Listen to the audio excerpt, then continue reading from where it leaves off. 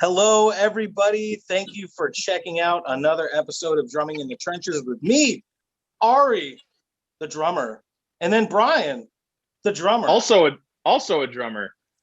Who would have thought? That's crazy. It's almost like that's the point of this whole show.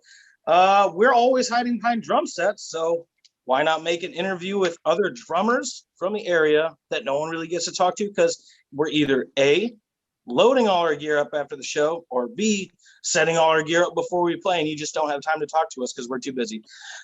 So tonight we have Cole Miner out of Defiance, Ohio, I believe. Is that correct? Yep. Defiance, Ohio. Good deal. Defiance, Ohio. His band is the Black Order. And honestly, I'm super impressed seeing all your videos on Facebook, all your little tiny little snippets of playthroughs and everything. I'm like, holy cow, I can't do that. So yeah, if you want to take a little bit, Cole, introduce yourself, let us know who you are, and we'll move on to some questions. All right. Well, introduce myself. I don't know. I'm Cole Miner from Defiance, Ohio, like you just said. Yeah, play drums in the Black Order, and just I don't know. I just play drums. That's all I'm good for. So you'll just see random stuff of me doing stupid stuff behind a kit. I definitely wouldn't say stupid, man. I tell you, like I said, you just came up as a random friend suggestion on Facebook, and like I just kind of started scrolling through, and I was like, good gracious Lord, this guy is a powerhouse. Like, my God. Yeah, thank you, man. Thank you. So I think we'll start off with the question that's probably on everybody's mind, and I think I'm going to do my best Tommy Chong impression. What kind of name is Coal Miner, man? Yeah, I know, it's weird.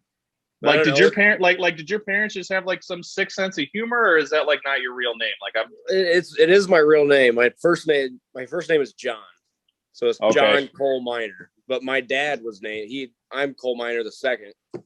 And so it's really my grandpa that like started this whole sick joke. He thought it'd be funny to name his son Cole. And then he named me that. Now, because my brothers are named Stone and Steel. This is already better than I was expecting. This is already better. Yeah. I'm so happy right now. Yeah, and we all had kids, and we're not gonna stop with the stupid names. Let's just name all our kids stupid stuff. So we got there's Stone the second. I have my son Cole the third, and my daughter Jet. That's a type of like stone. And then there's Slate and Silver. Yeah, there's like a whole plethora of us. Man, next that is I'm gonna call him awesome. Fossil. Yeah, yeah, we're running out of names. Like, what do you name him? Iron? I don't know. Granite. Yeah, Grant for short. See, there you go. Helped you out right there. Yeah. Moving on to the main focus of this being drumming. What type of education do you have, and like who are some of your early influences? I know you got a very, very good like thrash creator, Metallica type of thing going on in a lot of the videos that you do. Yeah, I mean, like, as far as education, I don't really have any. I wasn't even in band in high school. I was just like the angry kid that went home and just jammed to like Led Zeppelin, till it was time to go to bed. But yeah, influence, like you just said, Ian Paiste earlier, like he was a huge influence on me. So I have like eras of like heroes, there's like John Bonham and Ian Pace and Keith Moon and all those guys. And I don't know, I like a ton of people all the way up the ladder of time, all the way up to now. Just you name them, Gene Hoglan, Eloy Casagrande, and Neil Peart, Nico McBride, anybody, just like I've studied as many people as I could find. Well, that's a good thing to be, that type of chameleon type of thing. It's funny that you brought up Eloy, man. I'm still in awe of how quickly he can hit those drums as hard as he does. Like it's insane. Sepultura could not have gotten a better guy to replace Igor. Yeah, dude, they got lucky. That dude rips. Absolutely. Yeah. Sure. You know what's funny about Eloy? I remember like when I was like real young, like probably like 7, 8 years old, like looking on YouTube for the first time. And I would look up like other kids that could play drums just to like compare myself. And Eloy popped up and he played at this like modern drummer festival thing. And he was only like a couple years older than me. I was at first, like being a little kid, at first I was like, man, just fuck this guy. He's better than me. Like this other kid. It turned out he grew up to like be in Sepultura. Like, I remember him. That guy looks very familiar, but all of a sudden he doesn't wear a shirt anymore. Yeah. Right. That's a really good transition to the next question. And the fact that Brian mentioned, you're like a chameleon, you're picking little things from everybody over the entire era of produced drumming. I think that's a really good way of doing it. That's what I do personally. I don't have any like huge heroes, but every time I hear a drummer play, Brian play, you play, I'm picking out tiny little things. I'm like, hey, I can add that to what I do. So since you have such a powerhouse sound, can you break down how you joined the Black Order? You guys are only a 3-piece band from what I can tell. Yeah, just the bassist or right. We don't even have a bass player right now. Yeah, can you break down the band, how you guys started, everything that you love about it, and then do some love on your guys. Well, not in a weird way though. That was you say make love to my guys. He said do some love on your guys. This is breaking down way too quickly. Let's reel it back in, guys. Going exactly as planned. Absolutely. We had all this. We had all this written down. See, we got notes. We're good. We were prepared. Yeah, just scribbles. Yeah. But all right. Okay. Yeah. The Black Order. My guitar player, Ian, he started the Black Order, I think like 2008, maybe. Yeah, 2008 or 10. But I didn't join until, because I was in like 8th grade in 2008. So I didn't even know Ian or anybody. But it wasn't until I joined in 2014. So then it's just basically been, ever since I joined, we've been just like cycling through bass players just because just this or that, one thing or another. People can't stay in the band because we were doing a lot of touring, and you know how that conflicts with people's schedules. Yeah, definitely. Yeah. So like we've just been trying to play as many shows as we could until COVID hit. And now we got all the gear we need in my studio now. So we're just like, we're putting out new music. We're going to be doing it every month now. Like we can just crank it out. And it's so nice because Ian, like he's just a riff monster. And I am a riff garbage disposal. So I just like, give me a riff and I'll play. I don't care. You know? So it's just a nice, perfect thing we got going on right now. And you do a lot of other like I see other people do little guitar riffs over the little drumming videos that you do. Is that just something that people just like do you send those to people, or is it like somebody messaged you and says, hey, I did a thing to your thing here? Yeah, I mean, pretty much. I just post, like, you're talking about like the play along videos. There was one Charlie, the guy with that plays the Kramer guitars. Can't think of what the hell his name is. But anyways, you posted one where like it was like the little bitty like screen like right here, and are you talking about Marzi? Like yes. Yeah, Marzi's. That dude rips. That dude's insane. But I did that over his thing. But those open jams I do, I'll just post the video. And then it's been really fun. I didn't think I would get anybody to respond to it, but I had total strangers just like send me videos. Like never met them before. And it's like, man, that is so cool. Like what a time to be alive. Just create musical fusion on the internet. And I don't even know these people. Or you get random dudes like us messaging you to be on a podcast you've never heard of before. But it sounded fun though. You know, we try to be fun. Yeah. Obviously, with all the laughing that we've done. Now this is Ari's favorite time of the episode because he is a very big gear nut. So I will kick that over to him there. Every time I watch your videos, I just kind of sit there and. Okay, again, Ari, calm down with the buddy. Okay, so I think I know a what's coming. It's a Mapex, right? Yeah. It's just a beautiful, beautiful green Mapex. Break your drum kit down, bro, because I am in love with it. It's a beautiful color. Oh, I just I bought it off of a guy that used to endorse Mapex. Like it was right when I first joined the Black Order. It was made in 2011. It's Mapex Saturn Studio E's. It's just I got the shell pack to the kit is just two 22-inch kicks, 10-inch rack tom, 12-inch rack tom, and then a 16 and 18 on the floor. Then I use a we were talking. We were guessing sizes as we not okay. This is a really bad episode, man. Damn it. We were just talking about how we were keeping everything clean up until this point.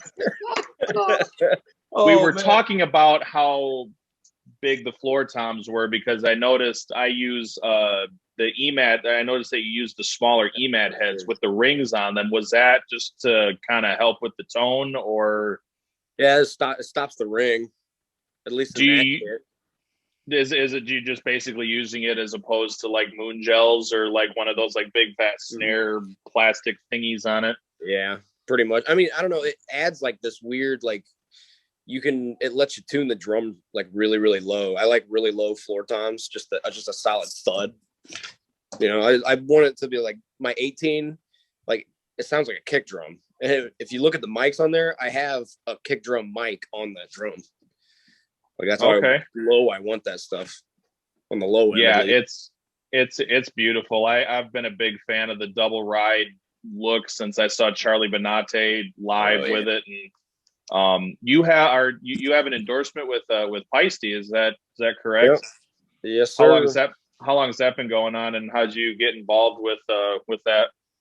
I started endorsing them last August. But how I got hooked up with them was really like a miracle because I was with this other cymbal company for like 5 years called T Cymbals, and like nothing against T Cymbals, they're good cymbals, but I was just like I needed something new. They weren't coming out with any new stuff. It was just like it was a boutique cymbal company. I was like, man, I look over at Paiste at NAMM and they got all this. Oh, look at all our new stuff. Hey, I'm like man. So I said, screw it. And I got rid of all the T cymbals and I just went and spent $2,000 on a whole new set of Paistes. So I'm playing these Paistes. I played them for 10 days. And I got a message from Paiste that asked if they could call me. And my artist relations guy called me and he just like asked if I wanted to be endorsed. And I was like, no. Ari's really mad at how easy that was for you because he plays Paistes as well. Oh, dude, I can't explain it. It just like fell in my lap. It's crazy. I'm not gonna say I'm jealous because that's a blessing from above. But man, I have been running Paistes for a long time, and you got it in 10 days. So awesome. I'm super. I mean, he also got to go to NAMM. He also got to go to NAMM, which is something that we've been talking about doing for a while now. Hey, buddy, can you help us? Now, Ari brought up something specifically that he wanted to ask you about the kit, and I'm going to let him do that. Okay, I'm not trying to bust balls or anything like that. Yeah, so I know what you're going to do. So you got get ready. Here's it coming in. There are two of them. You got two kicks, and you got a double pedal, but the beaters are only on one kick drum. It's for show, isn't it? Huh? Is it just for show? Oh yeah, dude. I get off on the hate mail just for that, dude. Like total strangers, and it's always like fat 50-year-old dudes that just like John Bonham was the last good drummer ever. You know, like those types of dudes, like just total like just dicks. But I just love it's like eating candy. So I was gonna switch after I switched those because I got that EAD 10, that Yamaha thing, and I couldn't use two kicks, so I got that Iron Cobra, and I was like, man, I don't care, I'm not taking the kick out. And then I started getting hate mail for it, and it was hilarious, so I just never took it out. I think that's a good way of looking at it. You're just trolling the people trying to troll. Oh, dude, I love it. But it has like a purpose still. Like if I'm playing a live show, like, and I break through the kick drum, all you gotta do is flip the kick, so we don't have to stop the show. You know? Yeah, I'm one of those trolls. I've never, I mean, I love like hair metal. So like I love overly gaudy giant gong in the back for just the end of the drum solo. Like I'm all for it. You should see how big of a kit I use to play blues rock. And likewise, Mr. 74 Toms over here. I use all my toms, okay? Yeah, I use all of my stuff too. but I think I got it. It had to be about 6 months ago. I posted a status about that, and somebody was like, "Oh, it's just for looks, man." And I know it wasn't you, but like it's kind of funny that you gave the exact same answer as the other guy did. It's just, I don't know, like everybody, like it's almost like a trend right now. Everybody's like, "No, keep it simple." Like, yeah, well, all the people I like. All the people I looked up to growing up, they all had these giant sweet ass kits. Like, I want one. Yeah. I mean, and Joey Jordison, he's ran that 2 kicks, 1 double pedal setup since Iowa, probably. Yeah. So at least 20 years now he's been running that exact same setup. So it's not like it's anything new. It's just Ari's a purist sometimes about certain things. I mean, sometimes I'm Canadian, so sometimes I gotta be sophisticated, right? Exactly. As long as you apologize afterwards. I'm so sorry, dear guy. So sorry. So, goals. It's 2021. We're kind of coming out of the pandemic, and things are looking a little bit better. What goals do you have professionally? Skill set level, what are you trying to get accomplished this year? Just I want to keep cranking out videos first off, because I really I have all the fun doing that, and then we're putting out more stuff with the Black Order. We're really going to be like kicking it into gear now that we got a studio up and running. And I've been talking to that Monaziri. Like that guy, me and him been talking a little bit, thinking about trying to do something. We've been talking about, like, do we want to do his other band, Heaviest Texas, or just start like a whole new thing? But that's about all. Yeah, that's really cool. Yeah. Hey, you know what? Like I said, all things considered, that's about all you can really hope for, you know? Yeah. Yeah. Like the way what I've found out ever since, like, I don't know, I just started making videos. Pretty much it's all whatever you put in, you're most likely gonna get it out. But if you're just doing nothing, not staying relevant or whatever, like things don't just come to you.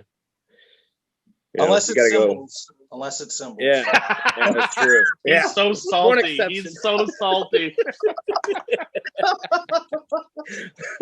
Oh, these motherfuckers get a hold of me. I want some 2002. Jesus. Okay, and now it's time for the fun part. This is what we call a quick 8 count. Graphic. Which is still under budget right now. Our budget is no budget. I mean, are you kidding me? Zoom, help me out, man. About tree fitty. Yep, about tree fitty. So basically what I'm going to do is I'm going to ask you 8 questions, be as off the cuff as possible with your answers. I mean, I'm not going to give you a minute to answer all of them or anything like that. So if it spawns a small conversation, it's okay. We're not, yeah. So number 1, name a band you love. Slayer. Easy. I know.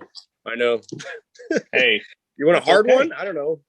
No. Don't. Okay. There's other things. Okay. Name a band you hate. Ooh, the Beatles. I know, and not a good one. I'm not a big fan of Ringo personally. I mean, I appreciate the songwriting, and Paul McCartney's put out some pretty awesome songs. it's one of those bands. Like, I know they're great. I know they're one of the greatest bands of all time. But me, like, I never got it. Never got into them. You know, I feel like it was either the Beatles or the Monkees for most people, as far as like that era. Yeah. We're gonna get a little introspective here. Give your younger self 3 words of advice pertaining to music. 3 words of advice. Practice double kicks.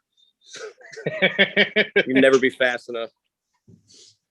That's words to live by right there. Yeah.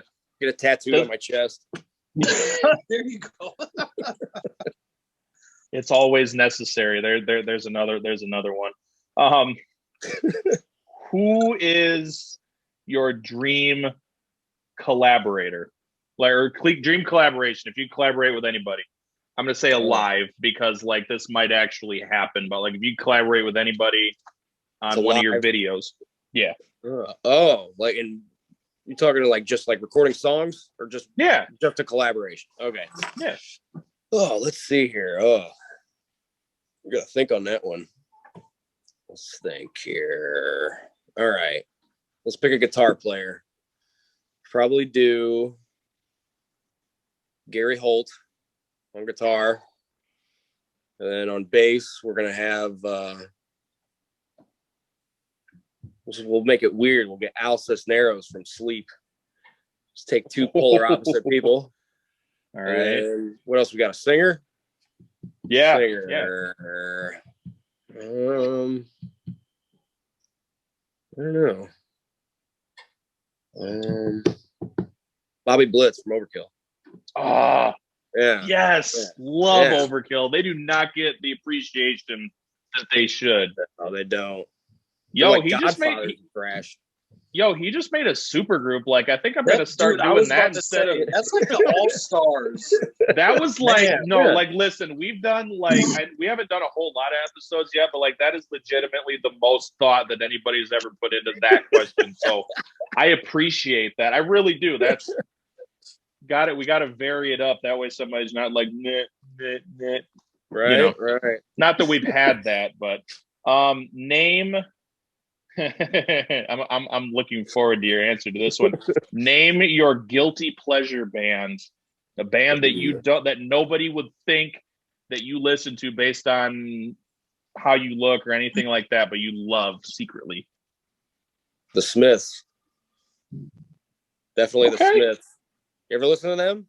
Yeah, absolutely. Yeah, like that sad boy music. Yeah. You know, old school emo. yeah, kind of. But dude, their guitar player, like Johnny Marr, if you really listen, it's guitar music. Like Morrissey's doing his thing singing, but if you listen to Johnny Marr's, like he's got riffs, dude. They're just all like in clean tone and on the top strings. But Cole, riffs don't sound good if they're clean, says every metal guitarist ever. Yeah, I mean that's an argument. That's why it's a guilty pleasure. Absolutely. No, I was kind of throwing that in there because his band, they don't really use a whole lot of distortion. Shame. That's okay. Everybody, they must also be purists. That's probably why we're such a good band together. No, hold on, Ari. You'll understand what I'm saying. Man, they'd be a lot more successful if they just like put some distortion on their. Like somebody get these guys a Boss Metal Zone. No, there's Metal Zone. No, there's this guy. Oh, yeah, I'll say it. I don't care anymore. There's this guy that's very. I would say he's like the elder statesman of Ari's area in the music scene, and he thinks that all of his advice is really good advice. And that was some of his advice that he gave to a jazz rock band, kind of jam band, Dave Matthews Band. Like, yeah, just put some more distortion; they'll be a lot more successful. I think that was the most confused that Matt has ever been after the show. Oh God! He said, "Hey man, that sounds really good. Just add some distortion." And Matt's like, "Do you know what you were listening to? I don't get it." Yeah, he played his all the way up.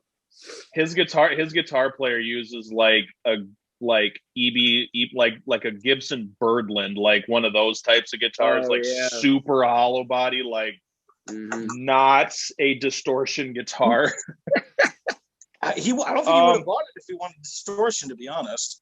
Very true. Buy a Les Paul. It makes it a lot easier. Name a drummer that you think is underrated.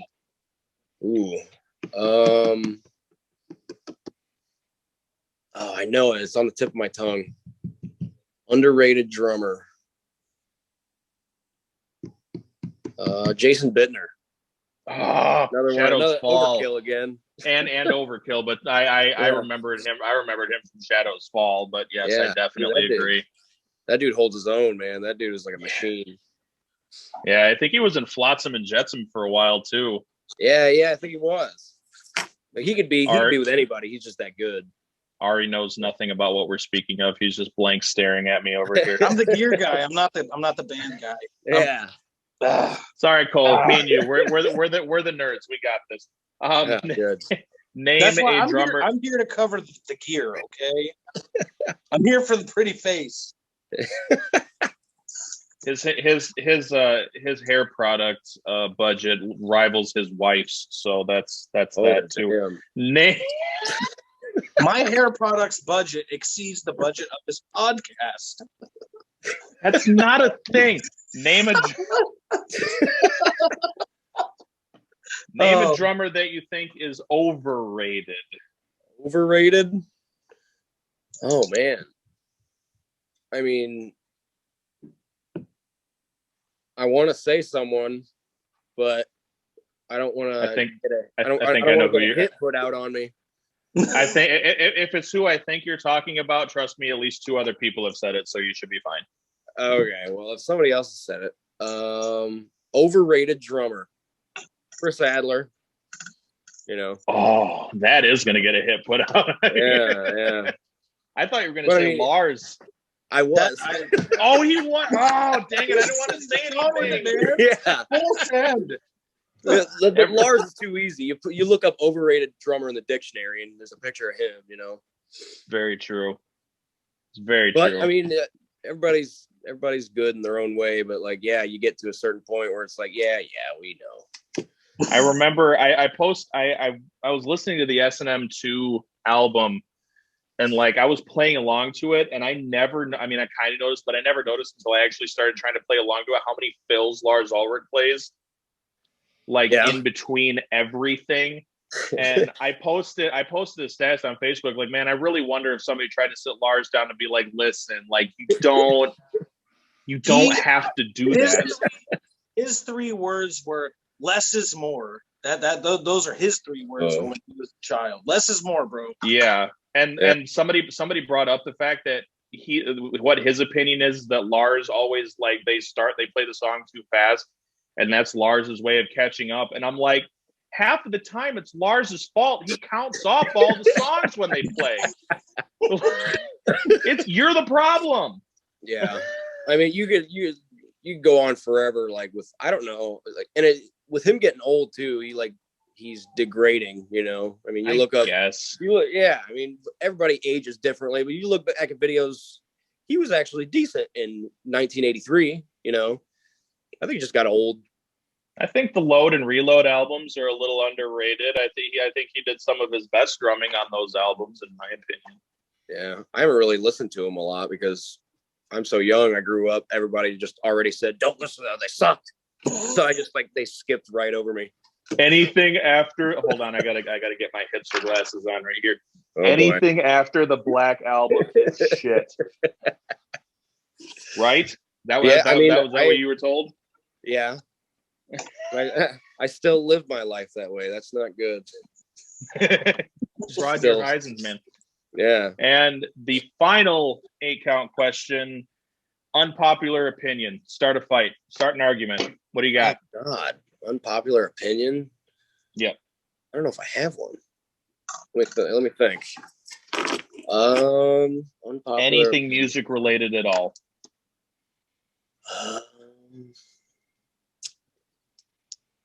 Damn, you're gonna have to cut the time down. Again, It's like draw blank. Budget restrictions. Yeah. That's not a thing here.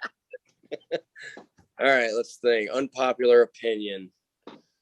Damn, I've never been asked that question about drums before. It's what we're here for, right? Let me think. I'm drawing a blank. I can't think of one.